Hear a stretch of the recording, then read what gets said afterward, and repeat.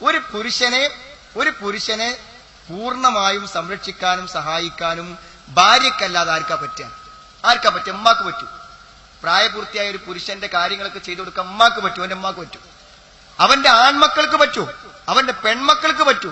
ആർക്കും പറ്റൂല, അത് ഭാര്യയ്ക്കേ പറ്റൂ. പടച്ചോൻ വെറുതെ ഉണ്ടാക്കിയ സംവിധാനമല്ല സഹോദരങ്ങൾ. ഒരു സ്ത്രീയെ പരിചരിക്കാൻ ആർക്കാ പറ്റുക? ഒരു സ്ത്രീക്ക് എന്തെങ്കിലും പ്രശ്നങ്ങൾ വന്നാൽ അവളെ നോക്കാൻ അവളെ ഉമ്മക്ക് പറ്റൂ, പെമ്മക്കൊക്കെ പറ്റൂ. അതിനൊക്കെ പരിമിതികളുണ്ട്. ചിലപ്പോൾ നമ്മൾ അനുവദിച്ചു കൊടുത്തു എന്ന് വരാം, പക്ഷെ ഇതിനൊക്കെ പരിമിതികളുണ്ട്. പക്ഷേ ഭർത്താവിനും ഭാര്യയ്ക്കും പരസ്പരം സഹകരിക്കാൻ പരിമിതികളില്ല. അത് അള്ളാഹു നമുക്ക് വെച്ച ഒരു അനുഗ്രഹമാണ്, ഒരു സന്തോഷമാണ്. അതുകൊണ്ട് സഹോദരങ്ങളെ, ഞാൻ പറഞ്ഞു വരുന്നത് എല്ലാ കാര്യങ്ങളിലും നമ്മളെ സംബന്ധിച്ചിടത്തോളം അള്ളാഹു നമുക്ക് തന്നിട്ടുള്ള ഈ ഒരു കാഴ്ചപ്പാടും ഈ ഒരു കാര്യവും അവസ്ഥയും വെച്ചുകൊണ്ട് നമുക്ക് എന്ത് ചെയ്യണം? പരസ്പരമുള്ള സ്നേഹം. അത് ആ ഭർത്താവ് ചെയ്തു കൊടുക്കുന്ന കാര്യം ആർക്കും ചെയ്തു കൊടുക്കാൻ പറ്റില്ല. അതുകൊണ്ട് അത് നിർവഹിച്ചു കൊടുത്തില്ലെങ്കിൽ നാളെ പരലോകത്ത് അയാൾ ഉത്തരം പറയേണ്ടി വരും. അത് മനസ്സിലാക്കിയാൽ മാത്രം മതി. എന്റെ ഭാര്യയ്ക്ക് ഒരു സ്വൈരം ഞാൻ കൊടുക്കാതെ എന്നാൽ എന്നോട് പടച്ചോൻ ചോദിക്കും. എന്റെ ഭാര്യന്റെ ആവശ്യങ്ങൾ ഞാൻ നിർവഹിച്ചു കൊടുത്തില്ലെങ്കിൽ എന്നോട് ചോദിക്കും. വല്ലദീനഹും ലിഅമാനാതിഹിം വഅഹ്ദിഹിം റാഊൻ വല്ലദീനഹും ബിശഹാദാതിഹിം ഖായിമൂൻ വല്ലദീനഹും ലിഅമാനാതിഹിം വഅഹ്ദിഹിം റാഊൻ. അമാനത്തുകൾ, കരാറുകൾ അതവർ പാലിച്ചു പോയി. എന്തൊരു കരാറ്! എന്റെ സഹോദരങ്ങൾ, അതിനേക്കാൾ വലിയ കരാറ്. ഒരു പെൺകുട്ടിനെ നോക്കി വളർത്തുന്ന വാപ്പന്റെ കൈ പിടിച്ചിട്ട് ഞാൻ ഏറ്റെടുത്തു എന്ന് ആയിരങ്ങളെ സാക്ഷിയാക്കി നിക്കാഹിന്റെ സദസ്സിൽ അള്ളാഹിന്റെ പേരുച്ചരിച്ചുകൊണ്ട് പറഞ്ഞാൽ അതിനേക്കാളും വലിയ കരാറെന്താ? നാളെ പരലോകത്ത് പടച്ചോൻ ചോദിക്കൂലേ, നിനക്ക് സാധിച്ചിട്ടും നിനക്ക് കഴിഞ്ഞിട്ടും നീ നിന്റെ ഭാര്യന്റെ കാര്യത്തിൽ വീഴ്ച വരുത്തിയോ എന്നൊരു ചോദ്യം ഉണ്ടാവും സഹോദരങ്ങളെ. ഒരു മനുഷ്യന് കുറ്റമാവാൻ എന്തു മതി അറിയൂ? അവനെ ഏൽപ്പിക്കപ്പെട്ടതിനെ പാഴാക്കി കളഞ്ഞാൽ മാത്രം മതി. അത് മാത്രം മതി പരലോകത്ത് കുറ്റകരമാണ്. ഈ ബോധം ഒരു പുരുഷനുണ്ടെങ്കിൽ സഹോദരങ്ങളെ, ആ വീട് നന്നായി. അതേ പറഞ്ഞ ദീനോട് പരിഹരിക്കുന്നു. ഇനിയിപ്പോ ഒരു സ്ത്രീന്റെ കാര്യം ആലോചിച്ചു നിങ്ങൾ. പല സ്ത്രീകളും എങ്ങനെ വെച്ചാൽ, ഞാൻ കുറ്റപ്പെടുത്തി പറയല്ല, ഈ പുരുഷന്മാര് ഭയങ്കരമായ ഒരു സ്വാതന്ത്ര്യം കൊടുക്കുമല്ലോ, ഉണ്ടാവും ഒരു സ്വാതന്ത്ര്യം. എനിക്കെന്റെ വാപ്പനോടും ഉമ്മനോടും ഇല്ലാത്തൊരു സ്വാതന്ത്ര്യം അതുണ്ടാവൂലേ?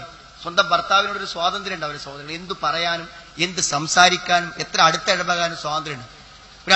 ഈ സ്വാതന്ത്ര്യവും ഈ അവസ്ഥയും എന്താ നിങ്ങൾ എന്ത് നിലക്കുള്ള ദേഷ്യപ്പെട്ട് വർത്താനം പറയാനും അയാൾ പറയുന്നൊക്കെ ചാടിക്കയറി മറുപടി പറയാനും എന്ത് പറയുമ്പോഴേക്കിനൊക്കെ അതിലൊക്കെ ദേഷ്യപ്പെടാനും ഇതിനൊന്നുള്ള സ്വാതന്ത്ര്യമല്ല അത്. കാരണം എന്താ അറിയൂ? ഒരു സ്ത്രീ ഏറ്റവും അധികം ബഹുമാനിക്കേണ്ടത് അവളുടെ ഭർത്താവിനെയാണ്. ഒരു സ്ത്രീക്ക് ഏറ്റവും അധികം കടപ്പാട് അവളുടെ ഭർത്താവിനോടാണ്. ഒരു പുരുഷന് ഏറ്റവും വലിയ കടപ്പാട് അവന്റെ ഉമ്മയോടാണ്. നബിസ്വല്ലല്ലാഹു പഠിപ്പിച്ചത് അങ്ങനെയാണ്. അപ്പൊ സഹോദരിമാരെ, ഞാൻ നിങ്ങളോട് ചോദിക്കുന്നത്, നിങ്ങളുടെ ഭർത്താവുമായുള്ള ബന്ധം എത്രമാത്രം നല്ലതാണോ അതാണോ നാളെ നിങ്ങളുടെ പരലോകവും സ്വർഗം തീരുമാനിക്കുന്നതിൽ പ്രധാന ഘടകം. ഞാൻ ഇവിടുത്തെ കാര്യം നടന്നു പോകാനല്ല, നാളെ പരലോകത്ത് സ്വർഗം കിട്ടാൻ ഏറ്റവും പ്രധാനപ്പെട്ട ഒരു കാര്യം അതാണെന്ന് നിങ്ങൾ മനസ്സിലാക്കണം. യാതൊരു സംശയ കാര്യത്തിൽ വേണ്ട. നമ്മളെ സംബന്ധിച്ചിടത്തോളം ഒരു സ്ത്രീ തന്റെ ഭർത്താവിന്റെ തൃപ്തി, സന്തോഷം അതനുസരിച്ച് പ്രവർത്തിക്കണം. ഞാൻ പറഞ്ഞത് ഭർത്താവിനോട് സംസാരിക്കാൻ പാടില്ലെന്ന്, വർത്താനം പറയാൻ പാടില്ലെന്ന്. ഒരു ആദരിക്കപ്പെടേണ്ട ഒരാളോട് കാണിക്കേണ്ട ആ ആദരവ് തോന്നണം. ഞാൻ പലപ്പോഴും പല സുഹൃത്തുക്കളുമായും പല ഭർത്താക്കന്മാരുമായും സംസാരിക്കുമ്പോൾ അവർക്കൊക്കെ ഉള്ള ഒരു വേദന, എന്റെ സഹോദരിമാരറിയാൻ വേണ്ടി അവരൊക്കെ ഒരു വേദന എന്താന്ന് വെച്ചാൽ, ഒരു നമ്മൾക്ക് കൊടുക്കേണ്ട ഒരു പരിഗണന, ഒരു നിലയും വിലയുണ്ടല്ലോ, അതെല്ലാവരും ആഗ്രഹിക്കുന്നതാണ്. അത് നിങ്ങൾക്ക് മനസ്സിലാവും എങ്ങനെ വെച്ചാൽ, നിങ്ങളുടെ കുട്ടികൾ നിങ്ങളോടൊരു അനാദരവ് കാണിക്കുമ്പോൾ നിങ്ങൾക്ക് മനസ്സിലാവും. ഒരു ഉമ്മ നിലയ്ക്ക് എല്ലാ സ്വാതന്ത്ര്യം ഉണ്ടെങ്കിലും ഒരു ബഹുമാനവും ഒരു ആദരവും കൊടുക്കേണ്ടതുണ്ട്. ആ ഒരു ബഹുമാനവും ആദരവും എന്ന് പറഞ്ഞാൽ എന്താ നിങ്ങൾ?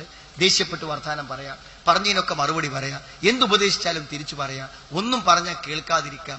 ഇങ്ങനത്തെ ഒരു മാനസികാവസ്ഥ പറ്റൂല. അനുസരണം ഏറ്റവും പ്രധാനപ്പെട്ടതാണ്. 2 വാക്കാണ് ഒരു സ്ത്രീയുടെ ഏറ്റവും വലിയ യോഗ്യത. നബി സ്വർഗത്ത് പോകാനുള്ള ഒരു യോഗ്യതയാക്കിയിട്ട് ഒരു സ്ത്രീക്ക് പ്രത്യേകമായി പറഞ്ഞ 2 കാര്യങ്ങൾ എന്തായാലും. ഒന്ന്, അവളുടെ വസ്ത്രങ്ങളെ, മുഖ്യസ്ഥാനങ്ങളെ മറക്കുക. അതായത് ഭർത്താവിനോട് പെരുമാറുന്ന പോലെ, ഭർത്താവിന് കാണിച്ചു കൊടുക്കുന്ന പോലെ, ഭർത്താവിൽ നിന്ന് പ്രതീക്ഷിക്കുന്ന കാര്യങ്ങൾ മറ്റൊരു പുരുഷനിൽ നിന്ന് പ്രതീക്ഷിക്കാതിരിക്കുക. അഹ്സനത്ത് ഫർജഹ, മുഖ്യസ്ഥാനങ്ങളെ സൂക്ഷിക്കുക. ഇത് പെണ്ണുങ്ങൾക്ക് കുറച്ച് പ്രയാസമുള്ള കാര്യമാണ്. എങ്ങനെ ഡ്രസ് ഇട്ടാലും അത് കുറച്ചൊന്നും ഇങ്ങനെ റെഡി ആയിട്ടില്ലെങ്കിൽ എന്ത് ചെയ്യും? എന്തോ ഒരു കുറവുള്ള മാതിരി തോന്നും. അത് എത്ര ശ്രദ്ധിച്ചാലും എത്ര ന്യായീകരിച്ചാലും പൂർണ്ണമായും ശരിയായി എന്ന് പറയാൻ ബുദ്ധിമുട്ടുള്ളൊരു കാര്യമാണ് ഹിജാബ്, വസ്ത്രധാരണം. മറ്റൊന്ന് പറഞ്ഞത് അത്താഅത്ത് ബഅലഹാദ, ഭർത്താവിനെ അനുസരിക്കാൻ. ഇത് ഞാൻ വെറുതെ പറയുന്നൊരു തത്വമല്ല.